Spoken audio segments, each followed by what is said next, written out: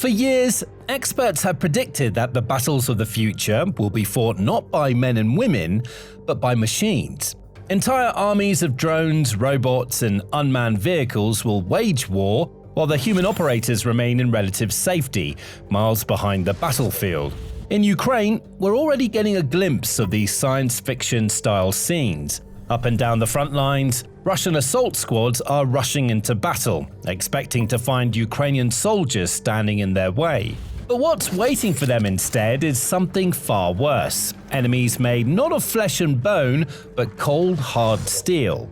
This is Ukraine's robot army, and it's getting bigger, stronger, and smarter with every passing day. While the idea of military robots feels like something from the future, it's a concept that's actually been around for more than a century. Back in 1915, for example, France created the world's first explosive robotic drone prototypes, putting 20 of them into service with the Second French Army.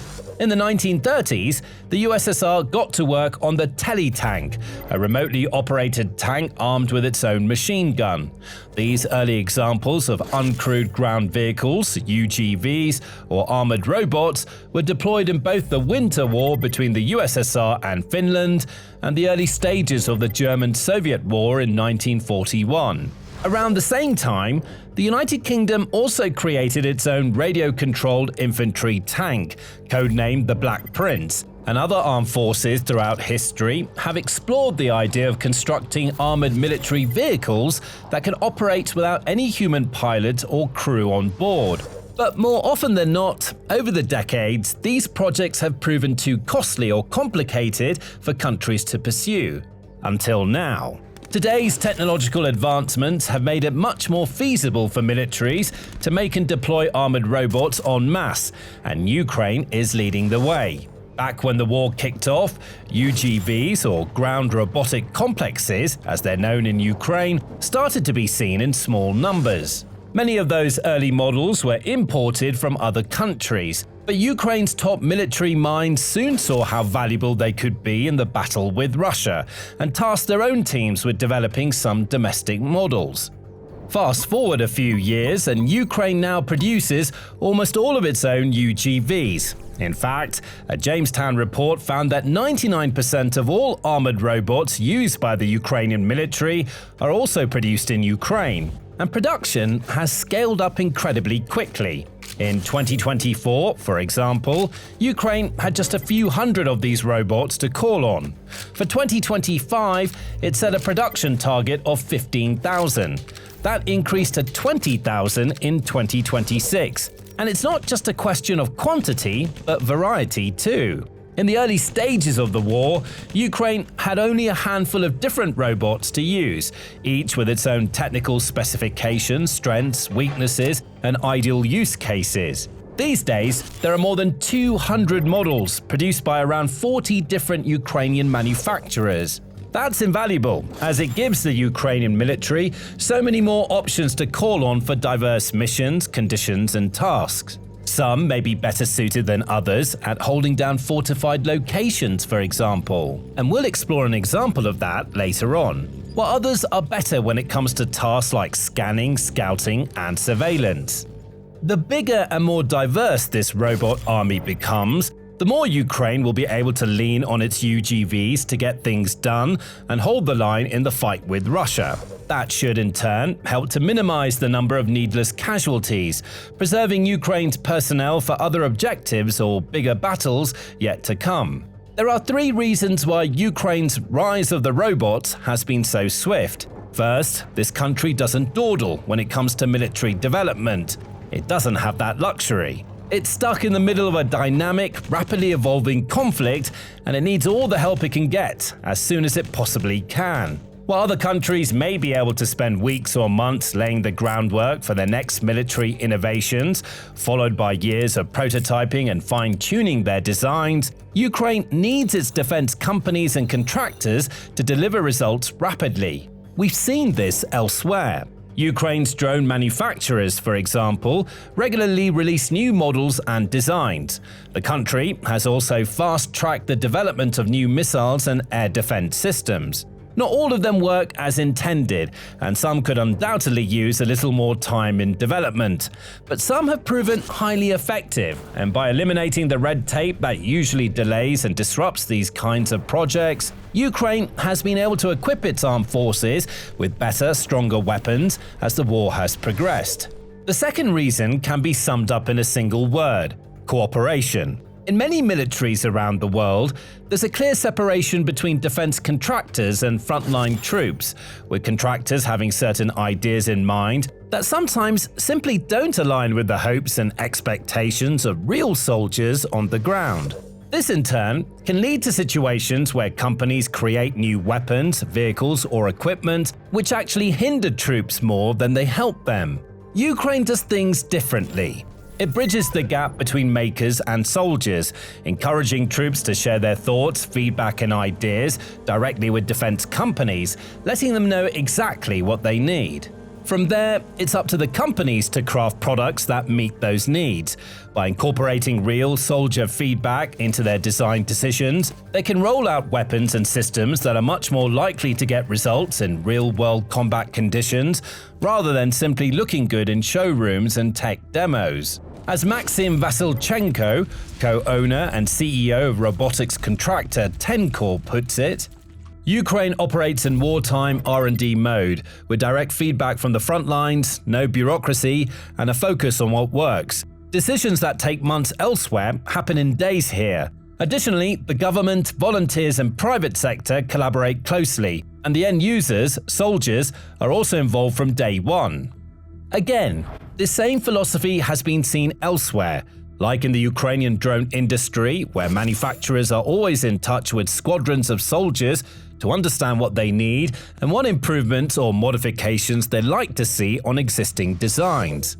The third and final reason behind Ukraine's rapidly evolving robot army is, quite simply, that robots aren't actually that difficult to make, at least not compared to other kinds of military vehicles. Compared to big tanks and troop carriers, for example, which need to be a certain size to accommodate crew members and supplies, armored robots tend to have much more compact designs. They don't need crew quarters and cockpits, which saves a lot of space and makes design and manufacture much simpler. Indeed, many of Ukraine's military robots measure up at about the same sizes as shopping carts or golf buggies, and they can be easily pieced together using simple commercial components, with military weapons like 7.62mm or .5 cal machine guns added on top. Their price tags aren't prohibitive either. Some of these robots cost as little as $5,000, while others rise up into the tens of thousands. Even the most expensive models are nowhere near the 6- or 7-figure sums needed for tanks and high-end armored infantry vehicles. Through these measures of affordable, intelligent development, Ukraine is able to amass, expand, and diversify its robot forces at a rapid rate. Compare that to the US, and the differences are clear to see. Despite having the biggest military budget in the world by far, and a military force that far surpasses Ukraine or any other nation on Earth, the US has struggled when it comes to building any sort of serious robot force. Back in the 1980s, it tested a remotely operated vehicle called the Prowler, which was armed with machine guns. Later that decade, the tele-operated mobile anti-armor platform was also being tested, able to launch anti-tank missiles without the need for a human operator on board. Neither of these projects ended up going anywhere. In more recent times, the US developed the Special Weapons Observation Reconnaissance Detection System, SWORDS, armed robots, a few of which were deployed in Iraq in 2007 but didn't actually see combat. The Army ceased funding for the SWORDS program soon after that. The US military has still designed and developed an array of small robots, along with remotely operated weapon stations, but has struggled to combine these two concepts to create genuine uncrewed ground vehicles that are capable of confronting an enemy in combat. And even one of the latest programs, the US Army's Robotic Combat Vehicle program, was recently scrapped due to high costs, leaving US forces still struggling to get their hands on robots that are really ready to fight. Meanwhile, in Ukraine, robots are already fighting, and they're doing quite an amazing job of it too. But before we get to that, If this is the kind of insight you want more of, make sure you're subscribed to the Military Show. We break it down like this every week. Now, building a robot army is one thing, but actually putting it to good use is a whole other challenge entirely. This is still very new technology after all, and even Ukraine's military doesn't have much experience of working with it. Its soldiers have had to adapt on the fly, learning as they go and discovering the best ways to make the most of their new metal allies. But it hasn't taken them long to get some very impressive results. In 2024, we saw the very first video of an armed UGV leading a Ukrainian assault against Russian positions. Up to that point, UGVs had only really been used for kamikaze attacks or mine laying, but this proved that they could take on additional roles, battling not just alongside human soldiers, but leading the line ahead of them, attracting the enemy's attention, and paving the way for other troops to follow up behind. The robot in question was a Lyut 2.0 UGV, a 660-pound, 300-kilogram vehicle fitted with a PKT machine gun that can fire with excellent levels of accuracy at ranges of up to 2,625 feet or 800 meters. Protected by steel plate armor, the Lyut, like other Ukrainian armored robots, is tough enough to withstand small arms fire. At one point in the video, we even see it roll right over anti-tank mines which failed to detonate. We also see Russian troops launching what appears to be rocket-propelled grenades, RPGs, at the UGV, yet it remains operational even after suffering several hits and close calls. By the end of the video, Russian soldiers are seen fleeing from their trenches, running for their lives from a robot that appears almost impossible to stop, like a scene from a sci-fi movie. Since then, there have been numerous other recorded instances of Ukraine's robots fending off Russian assaults and fighting back against the Kremlin's war machine. In July 2025, for example, in a historic world-first feat, Ukraine's 3rd Brigade managed to capture Russian troops using an assault force made up solely of drones and robots. According to a detailed statement released at the time, the brigade made use of kamikaze drones and robotic ground vehicles to lay waste to a series of Russian bunkers in the Kharkiv region of northeastern Ukraine. Just as another robot was gearing up to take out another damaged Russian fortification, the remaining Russian soldiers hiding inside realized they had only two options: death or surrender. Taking their chances, they came out with their hands up, at which point they were promptly escorted out of the combat zone by drones and taken into custody by the Ukrainian military. This was a remarkable achievement. It was the first piece of clear, irrefutable proof that armored robots could carry out entire missions and achieve important objectives on their own with no risk of soldier casualties whatsoever. In November of 2025, we got another look at Ukraine's robots in action when a video was released showing a UGV firing on a Russian MT-LB personnel carrier.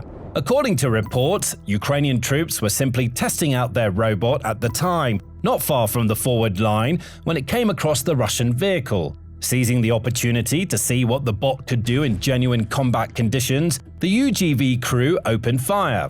The Russians seemingly had no idea what hit them. Only a month after that, more footage emerged, demonstrating the robot army's defensive capabilities. According to a detailed Telegram statement from the Ukrainian 3rd Army Corps, a single uncrewed ground robot, droid TW-12.7, was able to hold a defensive position on its own for an astonishing 45 days straight. Equipped with a .5 cal machine gun, the UGV took up positions in deadly contested frontline territories, using its weapon to suppress Russian advances, while its operators remained safely behind the lines of engagement. For 45 days in a row, the ground robotic complex of the 3rd Assault Brigade went on combat duty and suppressed all enemy attempts to break into our sector with machine gun fire. Strike unit operators of the NC-13 controlled the dev droid TW-12.7 robot from a safe shelter. During the mission, the enemy failed to infiltrate or take our position, and the fighters held the lines with zero losses in manpower.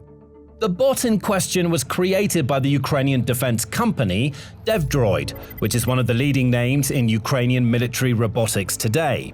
Boasting an operational range of up to 15 miles and advanced radio controls, combined with AI-powered automated navigation systems, the droid TW-12.7 is one of the company's crowning achievements and a shining jewel in the robot army. More recently, in January 2026, another droid, 12.7 UGV, was captured on camera engaging and eliminating Russian infantry with the aid of its onboard M2 Browning machine gun.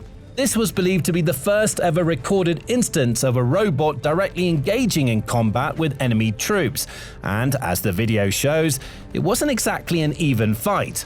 Undeterred by the enemy's small arms fire, the bot was able to simply track, lock on, and rain down fire on the Russian combatants, wiping them out one by one. Later that same month, Ukraine's robot and dev droid enjoyed one of their biggest successes yet, when a reconnaissance strike ground robot managed to capture a trio of Russian soldiers during a combat operation. The incident reportedly occurred in the Lyman direction of the Donetsk region in eastern Ukraine. There, under the command of the 3rd Separate Assault Brigade, a dev droid TW-7.62, which was fitted with a KT-7.62 PKT machine gun, effectively forced the 3 Russians to wave the white flag. A video of the incident was shared online, showing the soldiers emerging from their hiding place among a section of smoking rubble, holding their arms up in a sign of surrender, before disarming themselves and lying on the ground. DevDroid also wrote a report of exactly how the incident unfolded. Reconnaissance Impact NRC droid TW-7.62, based on the platform Numo, captured 3 Russian military. No risk for our fighters. Mission accomplished remotely. The stock exchange has been replenished. What modern warfare looks like. Work is on the front line. The people are being safe. TW Droid 7.62 is a reconnaissance strike NRC, which is adapted to the machine gun KT 7.62 PKT. Thanks to the built-in ballistic calculator, the complex provides high precision and fire efficiency when striking enemy targets. Droid TW-7.62 is equipped with artificial intelligence elements for autonomous detection, capture, and accompanying targets. Incidents like these are becoming increasingly common, and with Ukraine committed to expanding its drone army with tens of thousands more units in the months to come, we will inevitably see more and more instances of armored robots defending the front lines, carrying out assaults, capturing troops, and keeping the Russians at bay. As a result, the Kremlin's war machine, which is already struggling to make any kind of notable progress or gains along the front lines, will continue to struggle as it comes up against opponents that don't bleed, buckle, or back down, even under heavy fire. What's more, Ukraine's robots are only going to get stronger and more formidable from here. Plans are already in place for the newest models to come equipped with stronger, more destructive weaponry. DevDroid, for example, is hard at work on a new ground-based robotic combat system fitted with a 30mm cannon. Able to operate effectively at ranges of up to 3 miles or 5 kilometers, this new model will enjoy far superior capabilities compared to its predecessors. It will boast a bigger and heavier chassis that can cope with the recoil of such a heavy cannon, and could be used to provide direct fire support during offensive maneuvers or protecting infantry formations in high-threat environments. And this is just one example. Many of Ukraine's various other robotics companies are also working night and day to develop bots that are stronger, tougher, and increasingly advanced, ready to carry out a varied array of offensive and defensive operations on the battlefield, saving lives, eliminating enemies, and playing a bigger, broader role in the war. As they get stronger and more advanced, Ukraine's robots are setting a benchmark for other military forces around the world to learn from and attempt to emulate. And the country's robotic brands could enjoy enormous success, investment, and active interest once the war comes to an end, as various militaries seek to buy and use some of these robots themselves. In the meantime, as more of these robots roll out onto the front lines of locations like Donetsk and Luhansk, Ukraine's military will only get stronger, and its chances of success will only increase. Now, robots aren't the only element of modern conflict that Ukraine has managed to master. Watch this video for a detailed breakdown of how the country's forces have perfected the art of drone warfare. Alternatively, for a broader look at how the war is progressing and how other issues like broken logistics and collapsing morale are crippling the Kremlin's war machine without Ukraine having to fire a single shot, check out this video instead. And remember to subscribe to our channel if you haven't already, for more breaking military news and insightful reports on the Russia-Ukraine war and other big conflicts across the globe.